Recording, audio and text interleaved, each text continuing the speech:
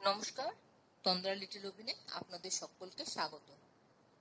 আজকের রেসিপি পোহা। এই পোহা একটা খুব হেলদি খাবার। সকালে ব্রেকফাস্টে খাওয়া যায়, টিফিনে খাওয়া যায়, বিকেলে বা অফিসে টিফিনে নেওয়া যায়, স্কুলেও বাচ্চাদের দেওয়া যায়।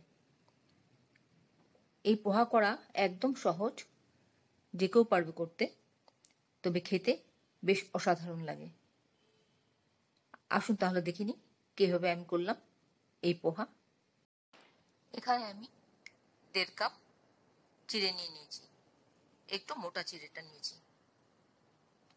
একেবারে পাতলা চিড়েটা দিয়ে খুব ভালো হতে চায় না, গলে যায়, তাই একটু মোটা চিড়েটা নেবেন। আমি চিড়েটা ভালো করে চেলে পরিষ্কার করে নিয়েছি। এবার আমি চিড়েটাকে ধুয়ে নিচ্ছি। চিড়ের মধ্যে ভীষণ ধুলোবালি থাকে, তাই চিড়েটা সবসময় ভালো করে ধুয়ে নেবেন, চেলে ধুয়ে নেবেন। একবার ধুয়ে নিলাম, আবার ধুয়ে নিচ্ছি। এইভাবে বারে বারে 2-3 বার জলটা ফেলে দিলে পরিষ্কার হয়ে যাবে। আর এই মোটা চিড়া সহজে গলে যাবে না। 2 বার ধোয়া হয়ে গেল আমার। এবার আমি আরেকবার দেখছি জলটা পরিষ্কার হচ্ছে কিনা। হ্যাঁ, একদম পরিষ্কার জল, তাই আর ফেলবো না জল। এবার এইভাবে আমি 1/2 ঘন্টা রেখে দেব। 1/2 ঘন্টা পর আমি ফিরে আসি। 1/2 ঘন্টা বাদে ফিরে এলাম। দেখুন চিড়েটা আমার একদম ঝুরঝুরে হয়ে গেছে, জল টেনে পুরো ঝুরঝুরে হয়ে গেছে। এবার আমি এই চিড়েটা দিয়ে রান্নাটা করব। এর সাথে যা যা লাগবে সেগুলো হলো, এখানে কাঁচা লঙ্কা কুচি করে নিয়েছি, আদা কুচি, কারি পাতা, বাদাম, আর আছে এখানে ছোলা একটু সেদ্ধ করা। কড়াতে সর্ষের তেল দিয়ে দিলাম 1.5 চা চামচ মতন। তেলটা একটু গরম হোক। এই রান্নাটা করতে বেশি তেল লাগে না, খুব অল্প তেল লাগে, তাই এই খাবারটা খুব হেলদি হয়। প্রথমে আমি চিনে বাদামগুলো একটু ভেজে তুলে নিচ্ছি।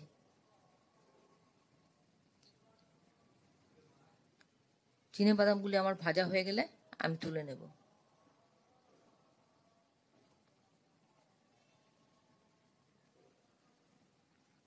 এরপর এর মধ্যে আমি সাদা সর্ষে 1/2 টিস্পুন ফোড়নে দিলাম, আর একটা শুকনো লঙ্কা দিয়ে দিলাম। সর্ষেটা ফোড়নটা হয়ে গেলে এর মধ্যে আমি আদা কুচিটা দিয়ে দিলাম, আর দিলাম কাঁচা লঙ্কা কুচিটা। এবার একটু যখন এরোমাটা বেরোবে আদার,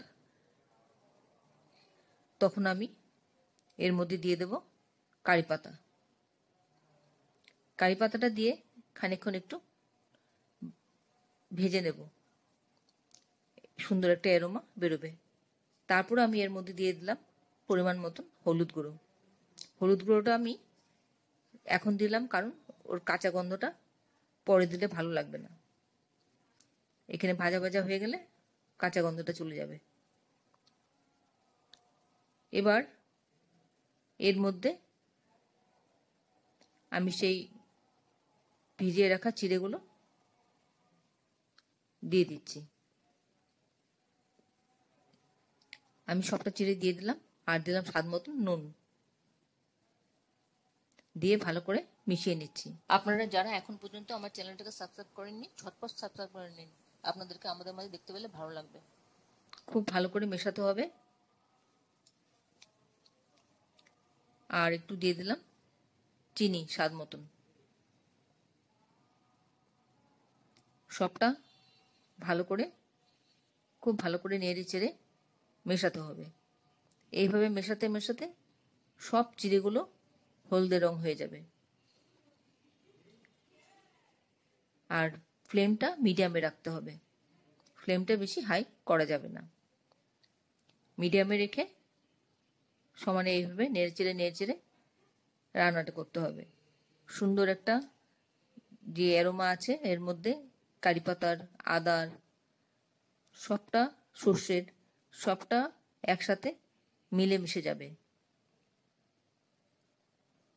ততক্ষণ পর্যন্ত এভাবে নেড়েচেড়ে যেতে হবে।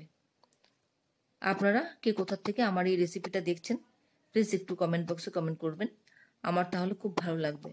আর যদি কোনো নতুন বন্ধু আমার এই চ্যানেলটাকে প্রথমবার দেখে থাকছেন তাহলে আপনাকে একটা বিগ হাগ জানাচ্ছি। চ্যানেলটাকে সাবস্ক্রাইব করে নেওয়ার জন্য অনুরোধ রইল, পাশে বেল আইকনটা অ্যাক্টিভেট করে নেবেন যাতে পরবর্তী আমার সমস্ত রেসিপির নোটিফিকেশন সবার আগে আপনার কাছে এসে পৌঁছয়। আর আপনি যদি ফেসবুক থেকে দেখে থাকেন তাহলে ফলো অপশনটা ক্লিক করবেন আর একটা লাইক দেবেন, তাহলে আপনি আমার সাথে জুড়ে যাবেন। আপনি আমার সাথে জুড়ে গেলে আমার সমস্ত রেসিপির নোটিফিকেশন সবার আগে আপনার কাছে এসে পৌঁছবে। আমি এর মধ্যে দিয়ে দিলাম ছোলা সেদ্ধটা আর বাদাম ভাজাটা, দিয়ে সবটা আবার একসাথে খুব ভালো করে মিশিয়ে নিচ্ছি। এই রান্নাটা করা একদম সহজ, যে কেউ করতে পারবে, আর খুব অল্প তেলে এই রান্নাটা হয়, তাই এটা ভীষণ হেলদি। ডায়েটিশিয়ানরা তো আজকাল খুব প্রেসক্রাইব করেন পোহা খেতে, যেহেতু এটা কম তেলে রান্না হয় তাই। আর এটা স্বাস্থ্যের জন্য খুবই ভালো। খানিকক্ষণ এভাবে করার পর আমার রান্নাটা মোটামুটি হয়ে আসছে। একটু সময় আমি ঢেকে রাখবো, একটু সময় ঢাকার পর আবার একটু নেড়ে চেড়ে দেবো, কারণ চিনিটা যেগুলো দিয়েছিলাম সেগুলো সব মিশে যাক তার জন্য। 1 মিনিট বাদে আমি আবার ঢাকাটা খুলে আবার একটু নেড়ে চেড়ে দিচ্ছি। খুব ভালো করে মেশানো হয়ে গেলে আমার রান্নাটা হয়ে যাবে। আশা করি আপনাদের ভালো লেগেছে আমার এই রেসিপিটা। সকালবেলা জলখাবার খাওয়ার জন্য একদম আইডল রান্না খাবার, টিফিনেও নিতে পারেন, অফিসে বা স্কুলে দিতে পারেন। আশা করি আপনাদের ভালো লেগেছে এই রান্নাটা। যদি ভালো লেগে থাকে তাহলে অবশ্যই একবার করে খাবেন এভাবে, আর বন্ধুদের সাথে অনেক শেয়ার করবেন। ভালো লাগলে একটা লাইক দেবেন। এতক্ষণ ধৈর্য ধরে আমার এই রেসিপিটা দেখার জন্য আপনাদেরকে অসংখ্য অসংখ্য ধন্যবাদ। আপনারা সকলে ভালো থাকবেন, সুস্থ থাকবেন, ঈশ্বরের কাছে এই কামনা করি। আর এই ধরনের নতুন নতুন রেসিপি দেখতে আমার চ্যানেলটাকে সাবস্ক্রাইব করে নেবেন, পাশে বেল আইকনটা অ্যাক্টিভেট করে নেবেন যাতে পরবর্তী আমার সমস্ত রেসিপির নোটিফিকেশন সবার আগে আপনার কাছে এসে পৌঁছয়। উপর থেকে আমি ঝুড়ি ভাজা দিয়ে দিলাম, তাহলে খেতে আরও বেশি ভালো লাগবে। সেটা অপশনাল, আপনি দিতে চাইলে দেবেন, না দিতে চাইলে না দেবেন। রেসিপিটা অবশ্যই একবার ট্রাই করবেন, আর খেয়ে কেমন লাগলো সেটা কমেন্টসে জানাতে ভুলবেন না। আমি আপনাদের কমেন্টসের অপেক্ষা করি, আপনাদের কমেন্টস পড়তে আমার খুব ভালো লাগে। আর আপনার যদি কোনো প্রশ্ন থাকে আমার এই রেসিপি সম্পর্কে অবশ্যই কমেন্টসে জানিয়ে দেবেন, আমি আপনাদের প্রশ্নের উত্তর দিয়ে দেব। আমি এই চিড়ে দিয়ে অনেক রেসিপি করে থাকি। আপনারা যদি আরও অন্য কোনো রেসিপি দেখতে চান অবশ্যই কমেন্টসে জানাবেন, আমি তাহলে আপনাদেরকে সেই অনুযায়ী রেসিপি করে আমি দেখাবো। তাহলে ভিডিওটা আজকে এখানে শেষ করছি, আবার দেখা হবে আপনাদের সাথে অন্য কোনো রেসিপিতে।